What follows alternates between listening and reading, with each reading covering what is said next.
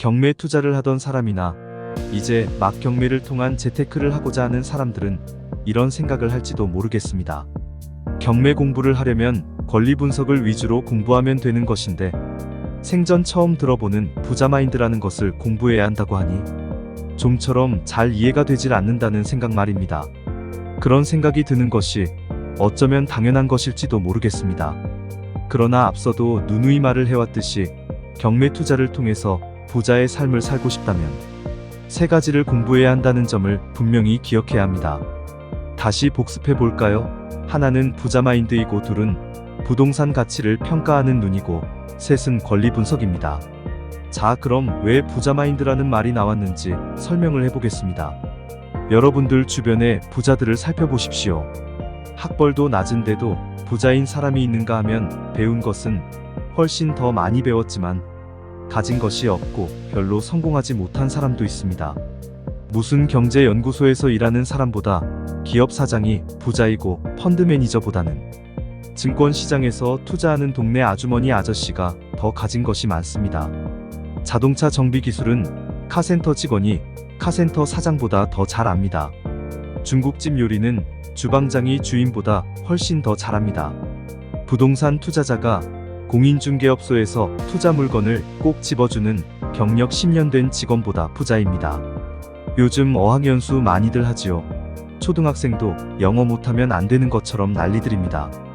기러기 아빠니 뭐니 해서 영어 공부 못 시켜서 안달이더군요. 어떤 사람은 영어와 한국어를 공용어로 사용하자고까지 하더군요. 영어를 아주 잘하면 영어를 보통 수준으로 하거나 아예 못하는 기업 사장이나 회장의 직원으로 채용되어서 통역을 할 겁니다. 경매도 마찬가지지요. 경매 지식은 별로 알고 있지 않아도 투자를 잘해서 부자인 사람이 있는가 하면 일껏 남의 경매 물건이나 잡아주고 권리 분석이나 해주면서 자신은 정작 가난한 사람도 있습니다. 이와 같은 현상이 왜 일어나는지 고민해 본 적들 있습니까? 여기서 배울 점은 바로 이겁니다. 맥을 짚을 줄 알아야 한다는 겁니다. 앞서도 언급했던 본래의 목적을 자꾸 잊어버리고 주객을 전도하는 우리의 습관들 때문에 그런 겁니다.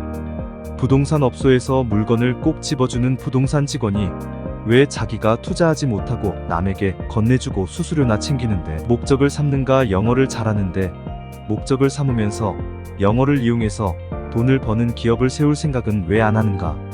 경매를 가르치거나 컨설팅은 해주면서 왜 자기가 직접 투자를 하려고 하지 않는가?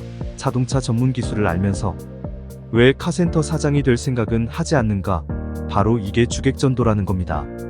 본래 영어를 배우고 부동산 업소에서 일하고 자동차 기술을 배우고 하는 본래의 목적은 그 길에서 성공하기 위함이 아닌가요? 성공이란 것이 훌륭한 직원으로 성공하는 것을 말하는 건가요? 아니면 원래 돈에는 관심이 없고 단지 기술을 발달시키는데 스스로 만족하는 고매한 인격들의 소유자인가요? 각자 자신의 인생을 사는 것이기 때문에 제가 뭐라고 하기는 그렇습니다만 어떤 일을 하든지 여러분의 본래 목적을 잊지 말길 바랍니다. 자꾸 언급하지만요, 경매를 하는 목적은 오로지 돈 때문입니다. 돈을 벌고자 하는 것이지요. 즉 돈을 버는 결과를 도출해내지 못한다면 이 사람은 헛공부를 하고 있는 겁니다. 여러분이 현재 경매 공부를 한 달이라도 했다면 돈을 만들어내야 합니다. 여러분에게 현재 권리 분석 공부를 가르치고 있는 경매 선생님이 있다면 그 사람은 반드시 부자여야 합니다. 지금 여러분은 도덕 공부를 하고 있는 것도 아니고 요리 공부를 하고 있는 것도 아닙니다. 단지 돈 버는 법을 배우고 있는 것이기 때문이지요. 그런데 이상하게도 경매를 가르치는 선생들이 부자가 별로 없다는 것이 문제입니다. 얼마 전에 경매로 크게 성공하고 책도 쓰고 강연도 했다는 사람이 교육생에게 투자금 2억 원으로 경매 투자를 하자고 해서 그 돈을 자기가 임의로 써버려서 사기죄로 구속된 적이 있습니다. 이 사람은 절대 경매로 부자가 된 적이 없는 그야말로 이 사회가 만들어낸 뻥쟁이에 불과한 사람일 겁니다.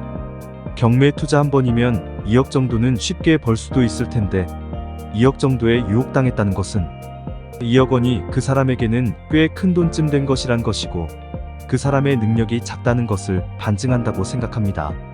요즘 학력 위조가 얼마나 많습니까? 부풀려진 이미지가 또 얼마나 많습니까?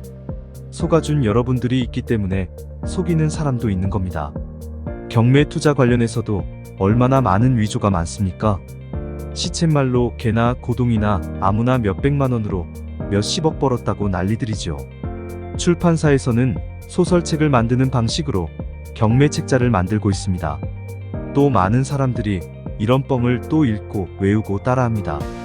경매로 만일 10억 원을 넘게 벌었다면 1년에 2억 원 정도는 늘 벌어내야 합니다. 또 30억 원이 넘어선다면 1년에 5억 원 정도 자산을 늘려나가는 것은 그리 어려운 일이 아니어야 합니다. 이젠 돈 걱정을 하지 않아도 된다는 거지요. 과연 그들이 그렇게 살까요? 결론적으로 그런 뻥쟁이들의 말을 믿기 때문에 부자가 없는 겁니다. 자, 그럼 기술자와 자본가의 차이를 대충 아시겠나요? 자본가는 자신이 주체가 되어서 본래의 목적을 달성하려고 노력합니다. 경매 투자로 돈을 벌려고 노력을 한다는 말이죠. 그리고 반드시 돈을 벌어냅니다. 그럼 기술도 부족한 사람들이 돈을 벌어내는 것은 아마도 무언가가 특별한 것이 있어서 그런 거 아니겠습니까? 부자들의 7가지 습관이란 책을 읽어보신 분들도 있겠지요. 저는 읽어보진 않고 목차만 봤는데요. 빤한 내용들입니다. 부지런하고 열심히 적극적으로 행동하는 사람이 곧 부자들의 습관이죠. 경매도 마찬가지입니다. 원래 이런 사람이면 경매가 아닌 다른 어떤 것을 하더라도 부자가 된다는 겁니다. 즉, 부자 마인드를 갖춘 사람은 경매 투자에 있어서도 반드시 성공하게 된다는 겁니다. 경매 투자의 핵심은 실제 자본을 지를 수 있는 능력과 먹잇감을 보면 마치 사자가 사냥하듯 절대로 놓치지 않겠다는 무서운 집념입니다.